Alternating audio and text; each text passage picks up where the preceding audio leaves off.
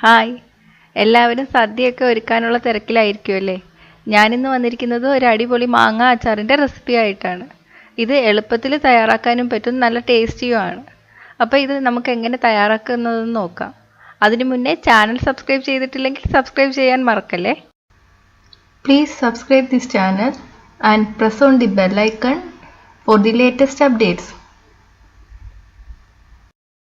ഇതുണ്ടാക്കാൻ ആവശ്യമുള്ള സാധനങ്ങൾ: 3 medium size പച്ചമാങ്ങ, പച്ചമുളക് 2 ടീസ്പൂൺ, ഉപ്പ് പാകത്തിന്, നല്ലെണ്ണ 2 ടേബിൾ സ്പൂൺ, ഉലുവ 1/2 ടീസ്പൂൺ, കടുക് 1/2 ടീസ്പൂൺ, ഉണക്കമുളക് 2 എണ്ണം, വെളുത്തുള്ളി 8 എണ്ണം, ഇഞ്ചി 1/2 ടീസ്പൂൺ, കറിവേപ്പില 1 തണ്ട്, കാശ്മീരി മുളക് പൊടി 4 ടീസ്പൂൺ, വെള്ളം 1/4 കപ്പ്, കായപ്പൊടി 1/4 ടീസ്പൂൺ, വിനാഗിരി 3 ടീസ്പൂൺ.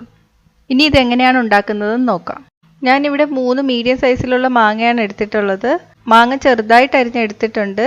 ഇനി ഇതിലോട്ട് 2 ടീസ്പൂൺ പച്ചമുളക് അരിഞ്ഞത് ചേർത്ത് കൊടുക്കുക.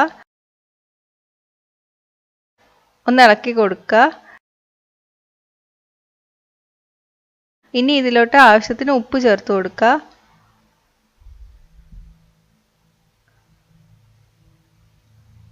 നന്നായിട്ട് യോജിപ്പിക്കുക. ഞാനിവിടെ ഉപ്പിൻ്റെ അളവ് പറയണില്ല, കാരണം ഉപ്പ് ഓരോരുത്തരുടെ ടേസ്റ്റ് അനുസരിച്ചിട്ട് ചേർത്താൽ മതി. ഇളക്കിയെടുക്കുമ്പോൾ എല്ലാ മാങ്ങയിലും ഉപ്പ് എത്തുന്ന രീതിയിൽ ഇളക്കിയെടുക്കുക. ആവശ്യമാണെങ്കിൽ ഇനിയും ചേർത്ത് കൊടുക്കുക. ഇനി ഈ ഉപ്പ് ചേർത്തിട്ട് 8 മണിക്കൂർ ഉപ്പ് നല്ലവണ്ണം പിടിക്കാൻ വേണ്ടിയിട്ട് പുറത്ത് വയ്ക്കണം. ഞാൻ സാധാരണ ഇത് രാത്രിയാണ് ചെയ്ത് വെക്കാറ്. അപ്പോൾ രാവിലെ എടുത്തിട്ട് അച്ചാറിടാൻ പറ്റും. ഫ്രിഡ്ജിൽ വെക്കരുത്, പുറത്ത് തന്നെ വയ്ക്കുക. അപ്പോൾ നല്ലപോലെ ഉപ്പ് പിടിച്ചിട്ട്. ഇപ്പോൾ 8 മണിക്കൂർ കഴിഞ്ഞിട്ടുണ്ട്. ഉപ്പൊക്കെ നന്നായിട്ട് പിടിച്ചു വന്നിട്ടുണ്ട്. ഇനി നമുക്ക് അച്ചാറിന് വേണ്ടിയിട്ടുള്ള മസാല തയ്യാറാക്കി എടുക്കാം. അതിന് വേണ്ടിയിട്ട് ഒരു പാൻ ചൂടാക്കാൻ വയ്ക്കുക. പാൻ ചൂടായി വരുമ്പോൾ ഞാൻ ഇതിലോട്ട് 2 ടേബിൾ സ്പൂൺ നല്ലെണ്ണയാണ് ചേർത്തിരിക്കുന്നത്. നല്ലെണ്ണ ചൂടായിട്ട് വരുമ്പോൾ ഇതിലോട്ട് 1/2 ടീസ്പൂൺ ഉലുവ ഒന്ന് ബ്രൗൺ നിറം ആവുന്നവരെ വറുത്തെടുക്കുക. ബ്രൗൺ നിറം ആയാൽ ഉടനെ തീയിൽ നിന്ന് മാറ്റണം, ഇല്ലെങ്കിൽ ഉലുവ പെട്ടെന്ന് കരിഞ്ഞു പോവും. അപ്പോൾ കയ്പ്പ് കൂടും നമ്മൾ അച്ചാറിന്. അപ്പോൾ ഞാനിത് ഇപ്പം മാറ്റിയിട്ടുണ്ട്. ഇനി നമുക്കത് പാത്രത്തിലോട്ട് മാറ്റാം. ഇനി ഇത് നമുക്ക് പൊടിച്ചെടുക്കണം. ഞാനിത് ഇടികല്ലിൻ്റെ കല്ല് വെച്ചിട്ട് ഒന്ന് അമർത്തിയപ്പോൾ തന്നെ നന്നായിട്ട് പൊടിഞ്ഞു വന്നിട്ടുണ്ട്. ഇനി ഇത് മാറ്റി വയ്ക്കാം. ഇനി ഈ ചൂടായ എണ്ണയിലോട്ട് 1/2 ടീസ്പൂൺ കടുക് ചേർത്ത് കൊടുക്കുക. കടുക് പൊട്ടി വരണം. ഇനി 2 ഉണക്കമുളക് ചെറുതായിട്ട് മുറിച്ചത് ചേർത്ത് കൊടുക്കുക. 8 വെളുത്തുള്ളി അരിഞ്ഞത് ചേർത്ത് കൊടുക്കുക. 1/2 ടീസ്പൂൺ ഇഞ്ചി അരിഞ്ഞത് ചേർത്ത് കൊടുക്കുക. കുറച്ച് കറിവേപ്പില ചേർത്ത് കൊടുക്കുക. നന്നായിട്ട് വഴറ്റിയെടുക്കുക.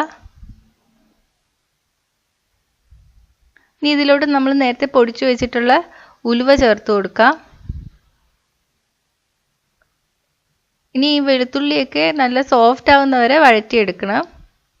ഇപ്പം വെളുത്തുള്ളി നല്ല സോഫ്റ്റ് ആയിട്ട് വന്നിട്ടുണ്ട്. ഇനി നമുക്ക് തീ ഓഫ് ചെയ്യാം. തീ ഓഫ് ചെയ്തതിന് ശേഷം പൊടികൾ ചേർത്ത് കൊടുക്കാം. 4 ടീസ്പൂൺ മുളക് പൊടി ചേർത്ത് കൊടുക്കുക. ഞാനിവിടെ കാശ്മീരി മുളകാണ് യൂസ് ചെയ്തിരിക്കുന്നത്. നിങ്ങൾക്ക് മറ്റേ സാധാ മുളക് പൊടി മതിയെങ്കിൽ അത് യൂസ് ചെയ്താൽ മതി. അപ്പോൾ എരിവതിനനുസരിച്ച് അത് ചേർത്ത് കൊടുക്കുക. ഇനി 1 മിനിറ്റ് ഒന്ന് ഇളക്കി കൊടുക്കുക. ഇനി 1/4 കപ്പ് വെള്ളം ചേർത്ത് കൊടുക്കുക. നന്നായിട്ട് ഇളക്കി കൊടുക്കുക. ഇനി ഒന്ന് തിളപ്പിച്ചെടുക്കണം.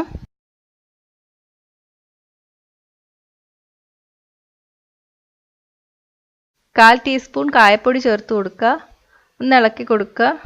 തിളച്ച് കഴിയുമ്പോൾ ഇതിലോട്ട് 3 ടീസ്പൂൺ വിനാഗിരി ചേർത്ത് കൊടുക്കുക. ഞാനിപ്പോൾ 3 ടീസ്പൂണേ ചേർക്കുന്നുള്ളൂ.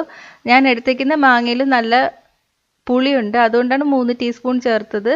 നിങ്ങളെടുക്കുന്ന മാങ്ങയ്ക്ക് പുളി കുറവാണെങ്കിൽ അതിനനുസരിച്ച് വിനാഗിരി ചേർത്ത് കൊടുക്കാം.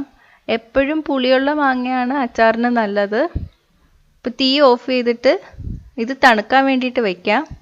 ഞാൻ ഈ മസാലയിൽ ഉപ്പ് ചേർത്തിട്ടില്ല, കാരണം നമ്മൾ മാങ്ങയിൽ ഉപ്പ് ഇട്ട് വെച്ചിട്ടുണ്ട്. അപ്പോൾ ചിലപ്പോൾ ചേർത്ത ഉപ്പ് കൂടിപ്പോവും. അതുകൊണ്ട് മാങ്ങ ചേർത്തതിന് ശേഷം മാത്രം ഉപ്പ് നോക്കിയാൽ മതി. ഇപ്പം നന്നായിട്ട് തണുത്ത് വന്നിട്ടുണ്ട്.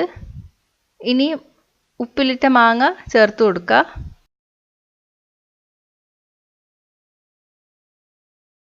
നന്നായിട്ട് മിക്സ് ചെയ്തെടുക്കുക. മിക്സ് ചെയ്തതിന് ശേഷം ഉപ്പ് നോക്കുക, കുറവാണെങ്കിൽ ചേർത്ത് കൊടുക്കുക. ഇപ്പോൾ ഉപ്പുണ്ടെന്ന് തോന്നിയാലും ചിലപ്പോൾ കുറച്ച് കഴിയുമ്പോൾ കുറച്ചും കൂടി ഉപ്പ് പിടിച്ച് കഴിയുമ്പോൾ ഉപ്പ് കുറവാണെന്ന് തോന്നും. അങ്ങനെയാണെങ്കിൽ ആ ടൈമിൽ ചേർത്ത് കൊടുത്താൽ മതി. നന്നായിട്ട് മിക്സ് ചെയ്തിട്ട് ഒരു 4-5 മണിക്കൂർ പുറത്ത് തന്നെ വയ്ക്കുക, ഫ്രിഡ്ജിൽ വയ്ക്കുന്നതിന് മുന്നേ.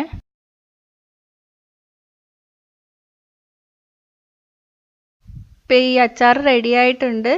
ഇത് പെട്ടെന്ന് തയ്യാറാക്കി എടുക്കാൻ പറ്റും, നല്ല ടേസ്റ്റുമാണ്. അപ്പോൾ ഇത് 4-5 മണിക്കൂർ കഴിഞ്ഞിട്ട് വെള്ളമൊന്നും ഇല്ലാത്ത കുപ്പിയിലാക്കിയിട്ട് ഫ്രിഡ്ജിനകത്ത് വെച്ച് സൂക്ഷിക്കുക. അപ്പോൾ എല്ലാവരും ഇത് ട്രൈ ചെയ്ത് നോക്കുക. അഭിപ്രായം കമൻറ്റ് ചെയ്യുക. ഇഷ്ടമായെങ്കിൽ ലൈക്കും ഷെയറും ചെയ്യുക.